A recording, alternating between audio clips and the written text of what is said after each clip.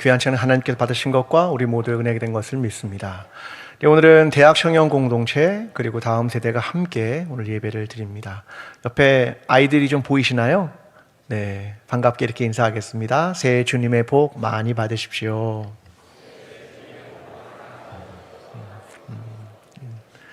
네, 명절 잘 보내셨습니까? 네, 아직 내일까지 남았으니까 편안한 마음으로 명절 가족들과 함께 좋은 시간을 보내면 좋겠습니다. 오늘은 다음 세대가 왔기 때문에 오늘 설교의 제목은 다음 세대를 위한 신앙이라는 제목으로 하나님 말씀을 나누겠습니다. 최근에 책이 한 권 나왔는데요. 이몽택 씨의 2000년생이 온다 라는 책입니다. 어서 많이 들어봤던 제목 아닙니까? 한 7년 전인가 90년생이 온다 그랬는데 이제 2000년생이 신입사원으로 들어온 겁니다. 앞이 00 이렇게 시작합니다. 낯서시죠? 네, 00으로 시작을 합니다. 이들은 90년생과 완전히 다르다. 2000년생은 90년생과 다르다. 이렇게 시작을 합니다. 90년생은 직장에 취업을 하면 회식을 좋아할까요? 좋아하지 않았을까요? 회식을 좋아하지 않습니다. 회식을 밤에 하는 거 별로 안 좋아합니다. 그래서 회식을 언제 하냐면 점심 식사 시간에 회식을 합시다 나옵니다. 2000년생은 안 그렇습니다. 2000년생은 본인이 회식에 못 가면 이렇게 말합니다. 그거 회의비에서 한 거죠. 그 중에 제 몫을 저에게 보내주십시오. 되게 생각이 복잡합니다. 네가 참석을 해야 하는데 못 왔으니까 내가 너에게 줘야 한다. 이게 되게 합리적인 것 같고 왠지 안 맞는 것 같습니다. 어느 날은 이사님의 긴급 지시가 있습니다. 주간 리서치를 4페이지짜리 PPT로 작성해서 보내라 라고 팀장에게 지시를 했습니다. 팀장이 그것을 신입사원에게 지시합니다. 그랬더니 2000년생 신입사원이 이렇게 말합니다. 이건 일상적 업무가 아니고 특별하게 주어진 업무인데 그러면 4페이지니까 한 페이지는 제가, 한 페이지는 제 동료가, 그리고 2페이지는 팀장님이 하십시오. 왜냐하면 월급에 비례해서 그렇게 나누는 게 맞습니다. 이걸 들으면 맞는 것 같기도 하고 안 맞는 것 같기도 하고 이게 2000년생이다 라고 하는 겁니다.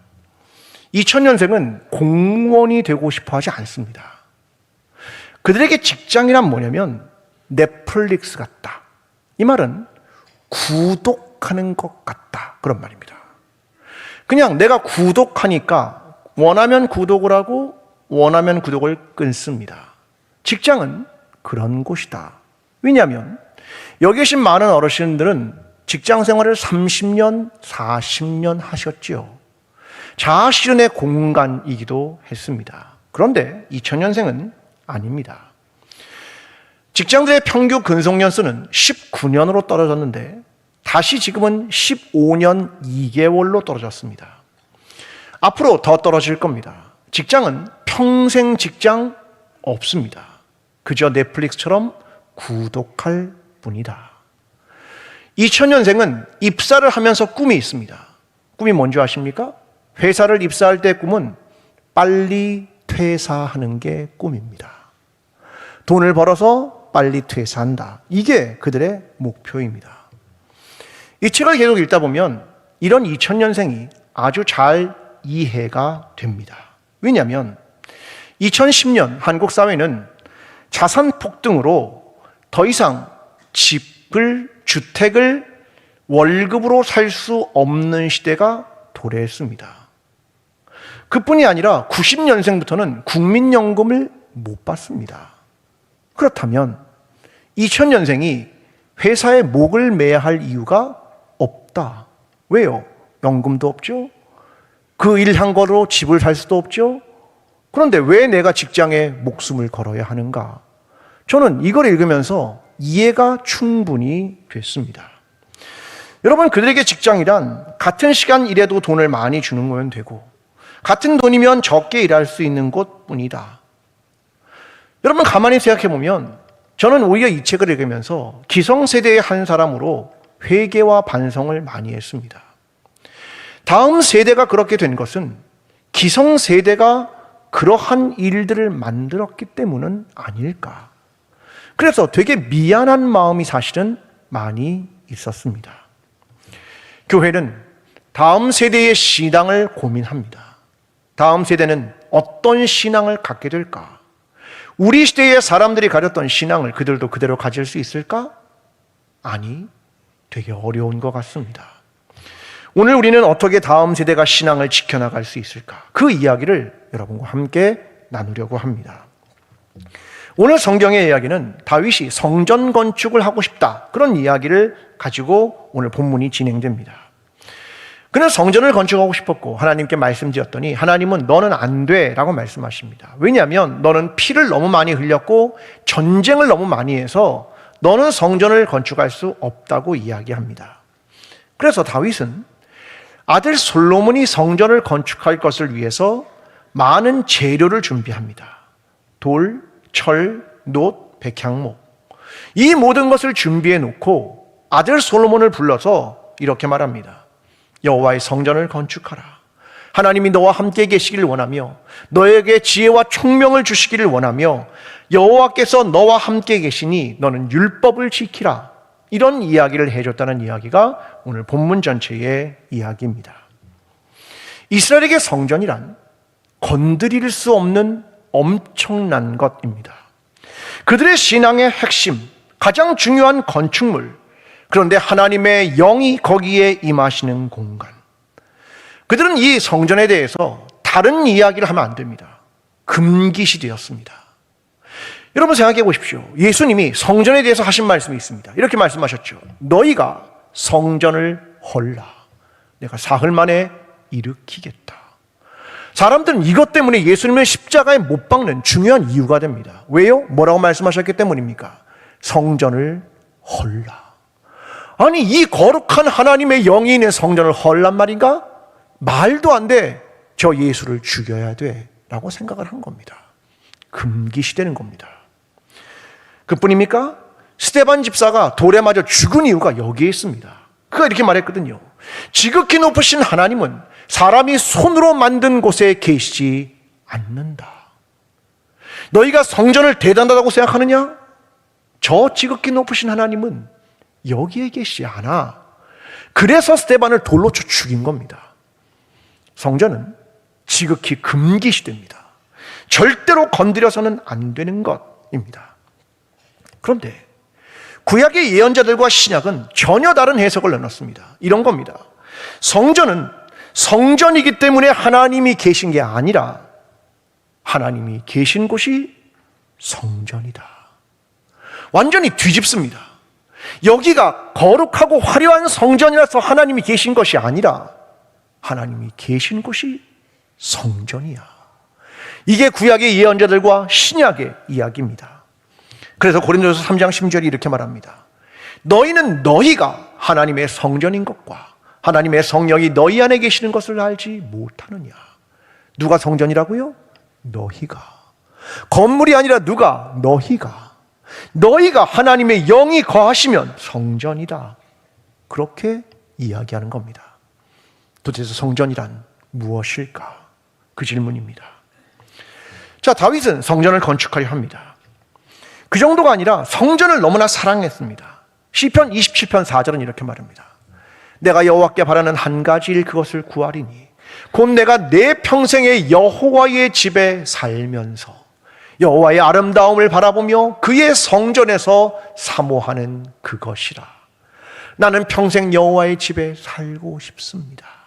이 소원이 다윗에게 있었습니다. 시편 84편 10절 주의 궁정에서의 한날이 다른 곳에서의 첫날보다 나은즉 악인의 장막에 사는 것보다 내 하나님의 성전 문지기로 있는 것이 좋사오니 나는 여호와의 성전에 하루라도 있는 것이 1000년보다 낫고 나는 여호와의 집에 문지기로 있는 것이 더 좋습니다. 그가 너무나 성전을 바라고 사모했다. 그것입니다. 그런데 다윗이 성전을 건축했습니까? 아니요. 한 번도 보지도 못한 성전에 대해 하는 말입니다. 아직 있지도 않은 성전에 대해서 그가 사모함을 가지고 있다. 마음속에 꿈꾸면서 말입니다. 다윗이 이렇게 성전을 사모한 건 두 가지 이유가 있습니다. 첫 번째, 신앙적 이유죠. 여호와의 궤가 텐트에 있었습니다. 성막, 광야 시대의 텐트에 머물러 있었습니다. 국가가 형성되고 부족사회가 국가 공동체를 형성하는 데 있어서 사울이라는 왕이 처음에 등장했는데 그는 왕궁을 짓고 있는데 하나님의 궤는 텐트에 머문다. 그러므로 나는 그 성전 짓기를 바란다, 그겁니다. 사울은 끝없이 이것을 블레셋에게 여호와의 궤를 빼앗겼는데 찾아올 생각도 안 합니다. 이게 그 당시의 상황이었습니다. 두 번째 이유, 사회적 통합이 필요했습니다. 다윗은 남유다 한 지파의 왕을 7년 반 했습니다. 그러니까 남쪽은 자기가 어느 정도 정리했습니다. 그런데 통일 국가가 되면서 북쪽을 통합해야 할 필요가 생긴 거죠. 그래서 예루살렘 성을 만들고 그리고 여호와의 궤를 거기에 가지고 옵니다. 그리고 나서 필요한 게 뭐냐? 성전입니다. 국민의 통합을 위해 필요한 것, 성전이다. 이 생각을 한 겁니다. 하나는 신앙적인 이유, 하나는 사회 통합을 위해서 이 성전의 건축을 하려 한 겁니다. 여러분, 오늘 우리는 성전에 대한 어떤 생각을 합니까? 성전을 사모하고 바랍니까? 그 성전이 무엇인데요? 에베소 2장 22절이 이렇게 말하죠. 너희도 성령 안에서 하나님이 거하실 처소가 되기 위하여 그리스도 예수 안에서 함께 지어져 가느니라. 너희가 뭐가 된다는 말입니까? 성전이. 교회 공동체가 뭐가 된다는 말입니까? 하나님이 거하실 처소가 된다. 그러니까 오늘날의 성전은 눈에 보이는 이런 건물이 아니라 교회 공동체이다. 두 가지가 있죠. 하나는 하나님이 거하시는가, 또 하나는 이 안에 하나됨이 존재하는가. 그게 교회다, 그겁니다. 여러분, 우리의 교회는 어떻습니까? 하나님이 거하실 만한 곳입니까? 하나됨이 이루어졌습니까? 세상의 질서가 아니라 하나님의 질서가 작동하고 있습니까? 이런 교회를 에베소 5장 27절은 이렇게 말합니다. 자기 앞에 영광스러운 교회로 세우사. 따라해 보겠습니다. 영광스러운 교회. 영광스러운 교회. 그들이 꿈꿨던 교회가 이런 교회입니다. 하나님이 거하시는 곳, 하나님 나라의 질서가 있는 곳, 하나됨이 있는 곳, 이런 겁니다. 여러분, 시간이란 흘러간다고 생각하시죠? 시간이 흘러간다는 게 무슨 말입니까? 어려운 말로 엔트로피가 높아진다는 말입니다. 다른 말로 무질서가 높아진다는 말입니다. 이게 시간이 흘러간다, 그런 말이거든요. 생각해 보십시오. 여기 계신 분 중에 집을 청소했습니다. 시간이 흘러가면 청소한 집이 어떻게 됩니까? 점점 더 깨끗해집니까? 아닙니다. 다 치워놓은 것도 어질러지죠. 시간이 흘러간다, 그런 말입니다. 여기 계신 학생 여러분, 책상을 깨끗이 치웠습니다. 시간이 흘러갑니다. 어떻게 됩니까? 책상이 어지럽게 흐트러지는 겁니다. 이게 시간이 흘러간다, 그런 말입니다. 엔트로피가 높아진다, 그런 말이거든요. 여러분, 어떻게 하면 영광스러운 교회, 주님이 원하시는 교회를 이룰 수 있냐면 그 시간의 흐름에 역류해야 하는 겁니다. 그래야 거룩한 교회, 영광스러운 교회가 되는 겁니다. 하나님께서 원하시는 교회는 어떻게 만들어가냐면 시간이 흘러간다고 되는 게 아니라 어떻게 시간을 거슬려 역류할 것인가, 그것이 영광스러운 교회를 만드는 방법입니다. 오늘 저와 여러분, 하나님께서 원하시는 거룩하고 영광스러운 교회를 만들고자 하신다면 시간을 거슬러 올라가야 하고 세상의 질서를 거슬러 올라가야 하고, 이를 통하여 하나님께서 원하시는 그 아름답고 거룩하고 영광스러운 교회를 꿈꾸며 마음에 소망하며 사랑하며 교회 공동체를 이루기를 원하는 저와 여러분 되시기를 간절히 기도합니다. 두 번째는 다윗이 솔로몬에게 성전 건축을 부탁합니다. 6절. 다윗이 그의 아들 솔로몬을 불러 이스라엘 하나님 여호와를 위하여 성전 건축하기를 부탁하여. 자, 부탁을 합니다. 왜? 하나님이 나한테 허락하지 않으시고 너에게 허락하신다고 하니 부탁한다. 8절입니다. 여호와의 말씀이 내게 임하여 이르시되 너는 피를 심히 많이 흘렸고 크게 전쟁하였느니라. 내가 내 앞에서 땅에 피를 많이 흘렸은즉 내 이름을 위하여 성전을 건축하지 못하리라. 너는 피를 많이 흘렸다. 근데 성전은 어떤 곳이냐면 모든 사람이 누구나 찾아와야 하는 것이고, 속죄제를 드리며 죄의 용서를 경험하는 것이고, 화목제를 드리며 둔 사이에 평화가 임하는 곳이고, 소제를 드리며 하나님께 감사를 올려드리는 장소입니다. 이는 전쟁과는 어울리지 않는 장소입니다. 다윗, 너는 그래서 못 만들어. 그 얘기입니다. 하나님은 솔로몬에게 건축할 것을 말씀하십니다. 9절. 보라, 한 아들이 내게서 나리니 그는 온순한 사람이라. 내가 그로 주변 모든 데에게서 평온을 얻게 하리라. 그의 이름을 솔로몬이라 하니 이는 내가 그의 생전에 평안과 안일함을 이스라엘에게 줄 것임이니라. 그의 이름이 뭡니까? 솔로몬. 여러분 아는 히브리어에서 따온 말입니다. 뭐하고 비슷합니까? 솔로몬. 샬롬입니다. 평화. 그래서 그의 이름이 솔로몬입니다. 그는 평화의 사람 될 것이다. 그가 만드는 성전은 평화의 공간이 될 것이다. 그 얘기입니다. 그래서 다윗이 부탁을 넣으며 이 솔로몬을 축복합니다. 11절. 이제 내 아들아, 여호와께서 너와 함께 계시기를 원하며. 12절. 여호와께서 내게 지혜와 총명을 주사 내게 이스라엘을 다스리게 하시고 내 하나님 여호와의 율법을 지키게 하시기를 더욱 원하노라. 13절. 강하고 담대하여 두려워하지 말고 놀라지 말지어다. 네 가지를 이야기합니다. 첫째, 하나님이 너와 함께 계시고 지혜와 총명을 주시고 율법을 지키며 강하고 담대하라. 어서 많이 들은 것 같지 않습니까? 하나님께서 여호수아에게 주셨던 것과 비슷합니다. 다음 세대에게 주셨던 그 말씀, 그들이 가나안 땅에 들어가는 다음 세대에 주셨던 말씀하고 너무나 비슷합니다. 다음 세대를 위한 축복이죠. 오늘 여기 계신 부모님, 할아버지, 할머니, 다음 세대를 축복하기를 원하시죠. 네 가지 아닙니까? 하나님에 대한 신앙을 지켜라. 하나님이 너에게 지혜를 주시기를 원한다. 하나님의 말씀대로 살아라. 험한 세상에서 담대하라. 이게 부모 세대가 자녀 세대에게 원하는 축복 아니겠습니까? 중요한 건 모양이 아니라 본질입니다. 중요한 건 형식이 아니라 정신입니다. 중요한 건 세상의 가치가 아니라 하나님 나라의 가치입니다. 자기의 욕망의 성취가 아니라 하나님에 대한 신앙을 지켜 나가라. 그게 여기에 담긴 뜻입니다. 박찬희 씨의 종이 위의 직관주의자라는 책이 있습니다. 이 박찬희 씨는 자동차 디자이너입니다. 근데 이 디자이너가 책을 쓴 건데요. 이 책에 보면 이런 얘기를 합니다.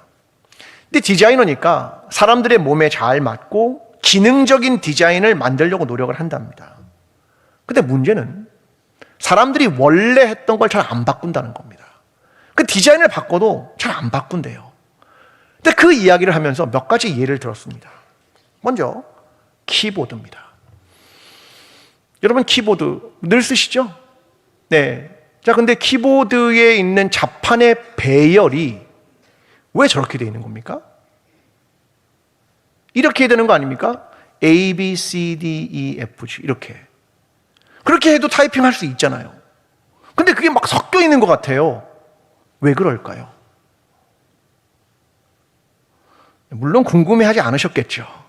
그냥 있으니까 쳤겠죠. 그런 내 생각에 보면 왜 이렇게 복잡하지? 라는 생각을 한 번쯤은 해보셨을 것 같습니다. 이유가 있답니다. 저 옆에 있는 왼쪽의 그림은 타자기입니다. 아마 젊은 학생들은 한 번도 보지 못한 물건입니다. 타자기. 저 타자기는 어떻게 구성되냐면 버튼을 누르면 쇠막대가 모양을 가지고 있어서 종이에 탁 찍습니다. 그래가지고 글자를 종이에 새기는 겁니다. 쇠막대기가 움직이는 겁니다. 버튼을 누르면. 그런데 자주 사용하는 알파벳이 바로 옆에 있으면 쇠막대기가 자꾸 부딪히면서 작동을 안 하는 겁니다. 그래서 자주 쓰는 알파벳을 멀리 떨어뜨려 놓은 겁니다. 그런데 그 타자기의 자판을 그대로 키보드에 옮겨 놓은 겁니다. 키보드는 부딪히지 않는데, 쇠가 부딪히지 않는데 그냥 옮겨놓은 겁니다. 왜요? 내가 어떻게 외운 자판인데 그걸 내가 버리고 다시 걸음마 하듯이 다시 배워야 돼? 안 하겠다는 겁니다. 그래서 타자기의 자판이 키보드의 자판하고 똑같은 겁니다. 또 하나, 컴퓨터에 마우스가 있습니다. 여러분, 사람의 인체는, 자, 손을 한번 그 앞에 이렇게 놔보십시오. 손을 이렇게 좀 동그랗게 해서 놔보시면 손의 어느 부위가 바닥에 닿습니까? 해보십시오. 그냥 지금 해보십시오. 손을 이렇게 동그랗게 해서 두면 어느 부위가 바닥에 닿습니까? 여기죠. 여기가 닿게 되어 있습니다. 인체 구조가. 근데 마우스를 하면 어떻습니까? 마우스는 이 옆에 날개면을 들어야 됩니다. 이렇게. 그렇죠? 그래야 마우스를 쓴단 말입니다. 그러니까 어떤 일이 생기냐면 손목도 아프고 어깨도 아프고 하는 이유는 인체 구조하고 다르게 손목을 들었기 때문입니다. 그럼 어떻게 해야 됩니까? 앞으로 마우스를 개발하면 어떻게 디자인해야겠습니까? 옆면이 바닥에 닿는 모양으로 디자인하면 되겠죠. 근데 사람들이 죽어도 안 바꾼답니다. 원래 이렇게 마우스를 썼으니까. 내가 손목도 아프고 어깨도 아픈데 안 바꿉니다. 왜요? 이게 옛날부터 썼으니까. 이게 디자이너의 고민이다. 그런 얘기를 하는 겁니다. 여러분, 신앙은 어떻습니까? 옛날의 신앙 오늘 그대로 유지될까요? 다음 세대는 너무나 다른데요. 여러분, 다음 세대가 어떤 신앙을 갖기를 정말 원하시는 겁니까? 다음 세대의 신앙을 어떻게 전수하고 싶습니까? 우리의 모양을 그대로 갖기를 원하십니까? 아니요. 본질을 지켜라. 신앙의 본질을 지키라는 거죠. 우리가 추위에 떨었으니 너희도 추위에 떠는 신앙을 가지면 좋은 신앙이 되는 겁니까? 아니죠. 오늘 우리는 본질의 신앙이 뭔가를 가르쳐야 한다는 겁니다. 그렇다면 기성세대의 신앙은 괜찮습니까? 오늘 우리는 나태한 신앙이 되어버린 건 아닌가요? 깨어진 평화가 있는 건 아닌가요? 예루살렘에 오늘도 전쟁이 가득합니다. 정말 무엇일까? 하나님께서 원하시는 말씀과 기도로 우리의 다음 세대가 세워지고 일상 속에서 그리스도인으로 살아갈 수 있는 능력이 그들에게 부여되고 그리스도의 뒤를 따라가는 믿음과 용기가 다음 세대에 있기를 원하는 것 아니겠습니까? 여러분, 이것이 우리가 전수하고 싶은 신앙의 본질 아니겠습니까? 그렇다면 어른들이 먼저 그러한 신앙을 유지하고 그러한 신앙으로 몸부림치고 또한 이 본질을 우리의 다음 세대에게 전달하는 것, 이것이 오늘 우리가 맡은 거룩한 소명 아니겠습니까? 오늘 저와 여러분이 우리의 변화 또한 신앙의 본질을 따라가는 삶을 우리부터 지켜가므로 우리의 다음 세대가 그 신앙의 모양이 아니라 신앙의 본질, 하나님에 대한 믿음을 이어가게 되는 우리의 다음 세대가 되기를 간절히 기도합니다. 여러분, 다윗은 성전 건축을 위해 준비를 합니다. 엄청난 양의 건축할 돌, 철, 놋, 백향목. 14절에 이를 정리합니다. 내가 환난 중에 여호와의 성전을 위하여 금 10만 달란트와 은 100만 달란트와 놋과 철을 그 무게를 다할 수 없을 만큼 심히 많이 준비하였고 또 제목과 돌을 준비하였으나 너는 더할 것이며 엄청난 양을 준비합니다. 그리고 이야기합니다. 5절, 내 아들 솔로몬은 어리고 미숙하고 여호와를 위하여 건축할 성전은 극히 웅장하여 만국에 명성과 영광이 있게 하여야 할지라. 자, 다윗이 말하는 건 이겁니다. 내 아들 솔로몬은 어리다. 이게 히브리어로 나르 이런 말입니다. 미숙하다, 라크 이런 말입니다. 연약하다 이런 말입니다. 아들 솔로몬이 어떤 말이냐면 경험이 적다 그런 말입니다. 성전은 웅장해야 하는데 아들은 경험이 적어. 그 내가 준비해 주마 그런 얘기죠. 여러분, 명절이 되면 온 가족이 모입니다. 근데 모이면 아들, 딸, 조카, 우리의 다음 세대가 조금 불편한 경우가 있죠. 어른들이 하는 질문 때문입니다. 어른들이 하지 말아야 될 질문인데 자꾸 하거든요. 어떤 질문 하십니까? 결혼은 언제 하니? 애는 언제 낳아? 취직은 했니? 이런 얘기를 어른들이 묻는 분들이 종종 있습니다. 그러니까 애들이 안 가고 싶은 겁니다. 젊은이들은 이렇게 말합니다. 어른들은 어려운 것을 너무 쉽게 질문합니다. 결혼하는 게 쉽습니까? 어렵습니까? 혼자 노력하면 됩니까? 어렵죠. 애를 낳는 건요, 어렵습니다. 취직하는 건요, 어렵습니다. 그 어려운 걸 너무 쉽게 질문합니다. 이렇게 말합니다. 여러분, 무엇일까? 솔직히 말하면 다윗이 솔로몬을 어리다고 말하지만, 경험이 없다고 말하지만, 다윗은 성전 건축 해봤습니까?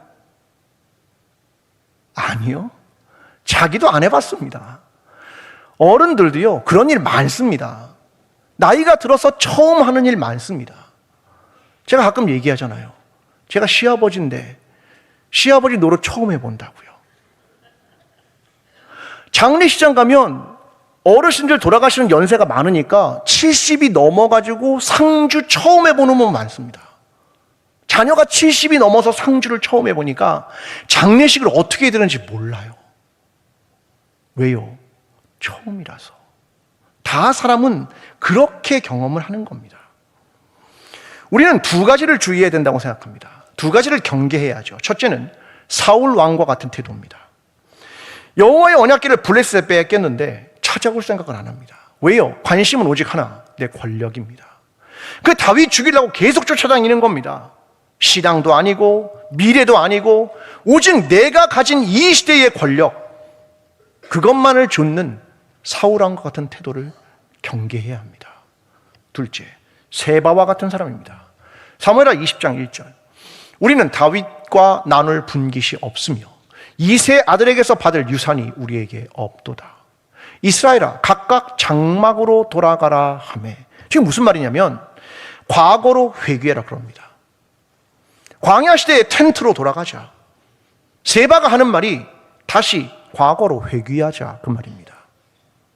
우리는 두 가지를 경계해야 합니다. 첫째, 오늘 이 세대에만 집중하고 있는 것. 또 하나는 과거로 회귀하려는 것. 이 두 가지를 주의해야 합니다. 오늘 우리에게 필요한 건 다음 세대를 위한 준비입니다. 그 우리의 다음 세대가 믿음을 지킬 수 있을까? 예수 그리스도의 뒤를 따라갈 수 있을까? 건강한 공동체를 이룰 수 있을까? 세상의 빛과 소금으로 살아갈 수 있을까? 세상 속에 그리스도인으로 살아갈 수 있을까? 그들은 선교할 수 있을까? 오늘 우리는 무엇을 준비하고 있습니까? 오늘 우리 세대는 다음 세대의 신앙을 위해 무엇을 준비하고 있습니까? 개신교인의 20대는 이제 9%입니다. 개신교인 20대 9%. 중학생들이요? 자기 반에 자기 혼자 신앙 갖는 애들이 있습니다. 고군분투해야 합니다. 코로나 이후 다음 세대 가난한 교인이 2.5배 늘었습니다. 교회를 다 떠나고 있습니다. 다음 세대의 신앙 전수에 자신이 있으십니까? 어떻게 전수하고 준비할 것입니까? 우리나라 출생률은 0.78. 여러분, 이렇게 될 걸 몰랐다고 생각하십니까? 우리나라가 1990년부터 다음 세대 출생률이 추락할 거다라는 이야기를 시작했습니다. 언제부터요? 1990년부터. 30년이 넘었습니다. 그런데 구호에 불과했기에, 준비하지 않았기에, 이를 위해 헌신하고 사회 구조를 바꾸지 않았기에 오늘 이 상황이 벌어진 겁니다. 한국교회가 다음 세대가 줄어든다는 걸 모릅니까? 똑같이 알고 있죠.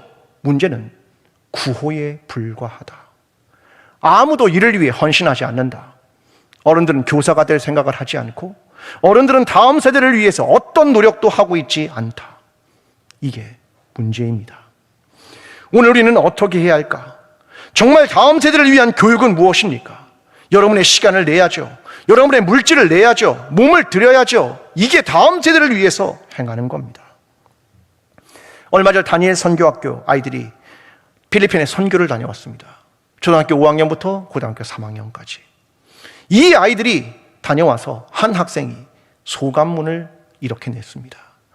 제가 그 학생에게 허락을 받아서 말씀을 드리는 겁니다. 제가 좀 일부를 읽어보겠습니다. 다니엘 선교학교를 시작하기 전에는 대부분의 제 또래 친구들처럼 제 정체성에 혼란이 오고 세상을 원망하고 저의 삶과 진로에 대한 고민이 많아지면서 흔히들 말하는 질풍노도의 시기를 겪었습니다. 그 과정 가운데 저뿐만 아니라 하나님과 기독교에 대한 의심과 거부감이 점점 생겨나고, 정말 하나님이 계신가? 그분이 정말 계시다면, 날 지켜보고 계시다면 내가 이렇게 힘든데 왜 날 도와주시지 않고 찾아오지 않으실까 하는 생각이 들면서 원망하고 울면서 화를 낸 정도 많았습니다. 그래서 저는 면접 때도 말했지만 다니엘 선교학교에서 하나님이 정말 계신지에 대한 확신을 얻고 주님을 만나고 싶어서 신청하게 되었습니다. 그런데 이번 다니엘 선교학교와 필리핀 사역을 통해서 그 과정과 결과 속에 순간순간 하나님의 은혜가 밀려오고 정말 하나님이 저와 함께 하시고 저를 통해 일하고 계심을 느꼈습니다. 그리고 저뿐만 아니라 다른 친구들도 한 번씩은 주님의 은혜를 경험하고 조금씩 변화한 것 같아 정말 기쁩니다. 다니엘 선교학교를 하면서 저는 확실히 주님 안에서 변화한 것 같습니다. 이제는 하나님이 정말 계시고 저와 함께 계시고 저와 우리 모두를 정말 사랑하신다는 걸 압니다. 그리고 저를 중심으로 살아가는 것이 아니라 하나님의 놀라운 계획 안에서 주님께서 주실 비전을 찾아가며 살고 싶습니다. 이게 우리의 다음 세대의 신앙 고백입니다. 우리는 우리의 다음 세대가 하나님에 대한 신앙을 잃어버리지 않기를 바라고 기도하며 몸부림치는 시대를 살아갑니다. 우리는 어떤 준비를 하고 있습니까?